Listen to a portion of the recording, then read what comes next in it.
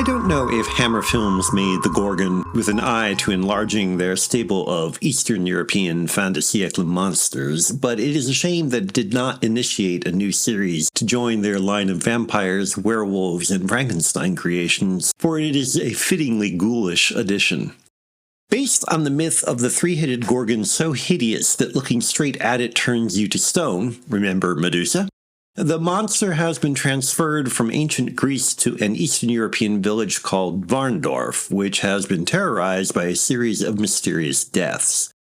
Unlike the average Transylvanian villagers, the Vandorfans are not steeped in the mythology of their local monster. They just do their best to hush up the deaths because they are mute with fear.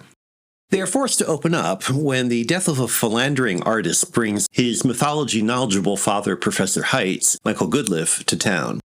The professor lives long enough to identify the cause of the deaths as a Gorgon, but it is up to his other son, Paul, Richard Pascoe, to determine where the monster is hiding. Paul is helped by his mentor, Professor Meister, Christopher Lee, and a local nurse, Carla Hoffman, Barbara Steele.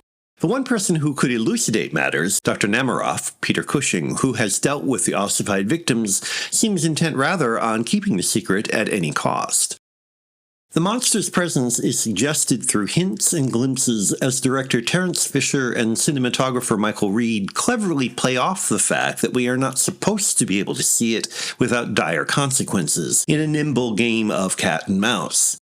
Instead, they lavish considerable skill on reflections, barely seen action at the edges of the frame, water shimmering in the moonlight, and shadows dancing through the creepy sets provided by production designer Bernard Robinson.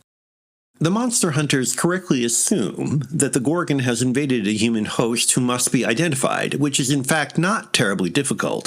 It is so easy that when Meister figures it out based on police evidence, you wonder how they could have failed to do so themselves.